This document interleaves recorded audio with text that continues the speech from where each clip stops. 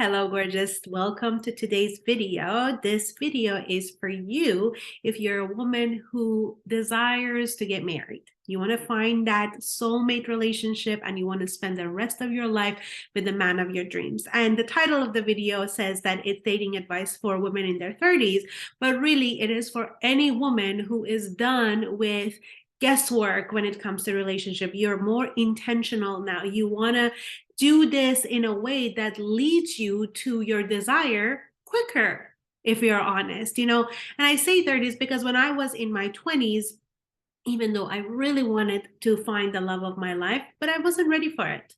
I really, when it came to my own consciousness, being available as in my emotions, in my self-esteem and confidence, I wasn't ready to be anyone's wife. But in my 30s, when I really started to work on myself, well, that's when it happened. So whether you are in your 20s, late 20s, 30s, 40s, 50s, 60s, it does not matter. I just wanted to give that disclaimer. And some of the advice that I'm going to be giving you, it may come off as not so modern, but if you're willing to stick with a methodology that actually works, has worked for a lot of women that I've worked with, then I invite you to entertain the thought. And if it's for you, great. If it's not for you, I mean, I'm sure you can get other things from this video. So the number one tip that I have for you is to get really clear on the relationship that you want, the commitment that you want. You want to get married? Yes. Be clear with that. What are your values? What are your non-negotiables? What are the must-haves that you need to have in a relationship? So if you want to get married, you need to be clear on that. I desire to get married.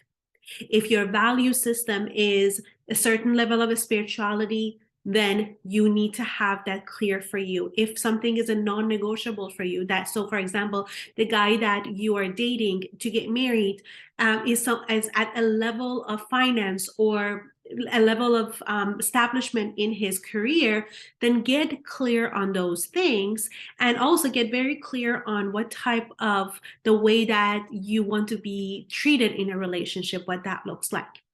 When you are clear on what you do want, when something shows up that is not in congruence with what you have listed, then it is your absolute job and responsibility to let go of that person. So for example, if you want to get married and the guy that you just saw said, yeah, maybe I'm not really keen, like I'm open to it, but it's not a must-have for me, then I would highly encourage you to let that guy go, because if you are intentional and you want to get married, you want to call in someone that is also intentional. If you want to have kids, it's important for you to hear that whether or not that person wants that as well. If you want a man that is at a certain level when it comes to career and finances, then if it's a guy that is living in his mom's basement and is still looking for his passion project, then that's not it. So when you're clear on what you want, it's also important that you vet the guys based on your desires list. And if somebody is not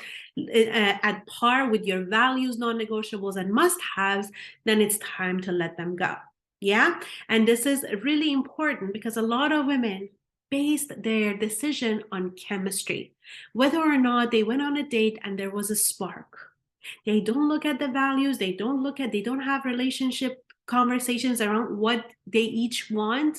And they pay attention to really things that are, oh, is it fun to be around him? Or does it feel like the conversations really flow? Sure, those are nice things, but the must-haves need to be the things that we just talked about. Yeah? Okay. Number two, this is part of the inner work that I really want to invite you to partake in, is to take a look at your relationship history. This is something that changed my life, by the way, my dating life. When I remembered that I am the common denominator of all of my past relationships, there were different faces, but I was the same. Then I started to look at in all the ways that I was the common denominator that called in the same patterns and same experiences. And I started to see what in me needs to shift. the things that I needed to work on, whether it was something that I would be, turning a blind eye on a red flag because I was really afraid that if I, was to take a stand for it, that I'm going to lose the person. If it was the over giving tendency that I had because I really wanted to prove to somebody that I am worth it, that I am, look how much your life is going to be better if I'm in your life. All those things were the common denominator that attracted the kind of men that were in resonance with that. So really it's important, my loves, that you start to look at in all the ways that you are responsible for your relationship patterns. And when you bring awarenesses to that, that's the step one, that you need to become aware of all your own tendencies that created this. Then, of course, working on those tendencies to not be that woman again. And that brings me to number 3. That is your work to becoming a match for the kind of man that you want to attract. So number 3 is becoming a match. So when you do all your realizations of these are the ways that I participated in co-creating relationships.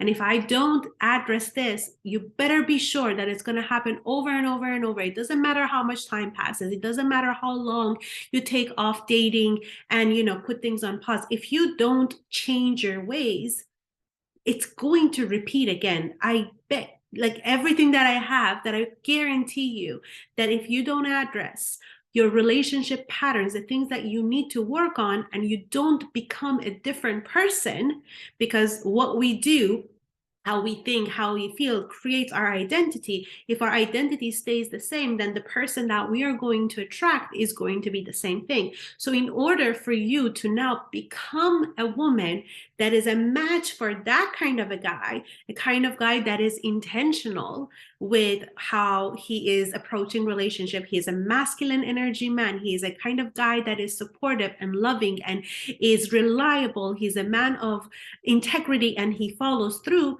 you need to be a match for that kind of a man. So start asking yourself, what are his relationship desires? What is he looking for in a woman? What is he looking for in terms of spending the rest of his life, giving his most precious possession, which is his commitment? He wants to commit to a woman for the rest of his life. What does he need? And then we need to work on those very things to become a match. Okay. Number 4, this is an important one, is to not become exclusive with a man until the level of commitment that you want is on the table and you're exploring it. So that means no more instant relationships, no more becoming someone's girlfriend. I know it is unconventional. I know it's not very, very easy to be like, but what if, how, what if he says no? I know. And I also know that the type of guy that is meant for you, when he hears that you are not going to be anyone's girlfriend, but you're a woman who is looking to find her husband, and she is no longer available to go through a trial and error with someone and spends months and months, sometimes years with someone just to see whether or not he wants to marry her, is not in even a discussion anymore, you're going to be more of a match for the kind of guy that gets it. And be up for this challenge, because we all know that you don't need to spend 5 years with someone to know whether or not you want to spend the rest of your life with them. And that's the truth. But we have this modern dating of saying that first, let's get, date, and then let's become boyfriend, girlfriend, and let's move in together, and then let's have kids, and then let's see if you want to get married. And if it works for those people, that's great. But if you're somebody that's not the order that you want to go about, and you no longer want to become someone's girlfriend and go audition for the position of wife for them, but you want to actually have multiple men pursuing you, And for you to become a woman that feels her power, that she is pursued by many men and she is not desperate and she's not just going to say yes to a guy, the first guy that is going to pay attention to her. And it's better to be with somebody than nobody. I feel too lonely. Then you are going to magnetize the type of guys, because the ones that are only want a good time, trust me, they're going to eliminate themselves. But sometimes that scares women. They think that, oh, I pissed the guy off. He's now too upset with me and I don't want to look. You actually do, my love. You want to get rid of the kind of guys that are just there to wing it and see what happens. You want to call in a guy that knows that, you know what, within 3 to 6 months, I can actually get, if I put the intentionality in this relationship, I can get to know her. I can actually see whether or not we mesh. And that's the other thing. The first 3 months of any relationship is normally when everybody, their oxytocin is high, their serotonin, the newness of everything is high. So everyone is on their best behavior. You haven't gone through anything real with each other yet. You haven't experienced any ups or downs, stressful situations yet. So this is, and a lot of people make a decision of becoming someone's girlfriend within that first 3 months, that everything is hunky-dory and fine. And then after the 3 months, the real stuff starts to show up. And now you feel trapped because you're someone's girlfriend and you made that commitment, whatever that commitment is. And now you see that that perfect, everything is going downhill really, really fast. So it's really important to give yourself the grace to not put all of your eggs into one basket, not see one guy for 1 month and then say goodbye to all the other guys, but to actually let a good 3 to 6 months pass by, and for him to keep on proving to you that he's consistent, all the values and non-negotiables that you discussed, he's actually somebody that is not just saying the right things to you, but he's actually showing you. That's the other thing. He could be telling you, yeah, family is really, really important to me. And I want somebody to, you start creating a life with, and then 4 months, 5 months has passed, and it really feels like you know nothing about him, and all he had, like, he has no good relationship with his family, or when it comes to treating you, pursuing you, even though he said that, I want my queen and I really love to spoil my queen. And when it comes to that, none of it is in place. So it's important for you to observe, and it's important to you to not become exclusive, have an instant relationship with anyone.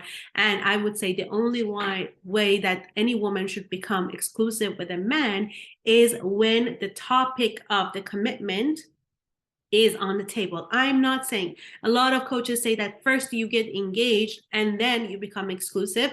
In my world, and in this way, a lot of women had a lot of success with me as well, is that when both of them have decided that they're going to explore engagement and marriage, and there is a timeline for it, it's not in years to come, but within 6 months or so, we should know. Within a year or so, we should be, if it's going to work out for us, we're going to get engaged, and they've had great success with that. So that's number 4.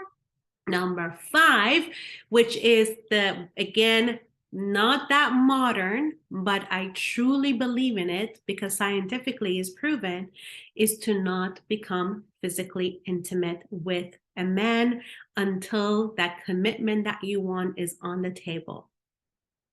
And the reason for that is that when we start becoming physically intimate with a man, as women, we start to produce the hormone that is called oxytocin. That is the bonding hormone that we produce when we give birth. So that's how moms are bonded to their kids. So when that happens, when you become physically bonded to a man, what starts to happen is that the blinders come on. Now you're biologically have connected yourself to this man, and you feel like that unconditional love. And that's the truth of it, that a lot of women they were fine, just fine. Everything was so, was going. They were non-attached. They were enjoying the dates, but they were not getting overly attached to someone. And as soon as they started sleeping with each other, they started to feel more and more needy, more insecure about him. Why is that? Because now they have more to lose. Now they feel like, oh my God, I am in love with him. They're not in love, it's just hormones. So my recommendation is to put that off. Again, that's another thing. With the right person, of course, he's going to respect that. The right man for you is not going to push for it, is not going to say, well, first we have to see if we have physical chemistry. They know that the physical chemistry gets to be built. It is, when it comes to all of that, this is something that you can explore and you can create with each other as you get to know each other, as you know what you like, what you don't like. So that is a really important part of my work that I suggest to my clients to not do that, because when you do that, you put on the blinders, and it's really, really, really difficult to keep you in your power when you're biologically and hormone wise are getting yourself into that state of just that unconditional love. You think you love someone, so it's so much harder to bring you back into your wisdom of what is what. Yeah. So those are the 5 tips that I have for you. Get clear on exactly what you want. Be clear. What do you want? If someone shows up that is not a match for your non-negotiable values and your must-haves, then they gotta go. Number 2, take responsibility for your part in all your past relationships. If you don't learn anything, you're going to repeat all of those things. Because the number 3 is all about you becoming a match for that man. That man, that incredible man that you want, has needs, has desires. There's a match for him. You need to become that woman. Number 4, do not get into instant relationships. Do not become exclusive. Circular date until the topic of the commitment that you want with each other is on the table. You're both pursuing that. Otherwise, you are going to waste a lot of time, linear time, with someone, and then that's when you have months and years get wasted in that sense. And number 5, do not become physically intimate with him. You will have blinders on, and it will be very hard for you to stay objective. You get super attached, your energy will go all towards him, and that makes for a not so happily ever after. Okay, my loves, I hope you enjoyed this video. If you did, please give it a thumbs up. Subscribe to my channel if you haven't already. I mean, why wouldn't you? Right? And there's a lot of resources in the description box, whether it is helping you with online dating. That's a master class that I did for free. It is golden. It's everything that you ever need if you are a woman who wants to have the world of men available at her fingertips. I'm a big believer in online dating. Or when it comes to how to speak to men, the way that they hear it, the way that it speaks to their heart, get the Magnetic Scripts 101. Or if you're ready to get things in a much deeper level, there is a list of courses that I have done that are designed especially for women who want to call in their soulmate and have the relationship of their dreams. And until next time, have the most fabulous day and make sure to leave me a comment. See you later. Bye.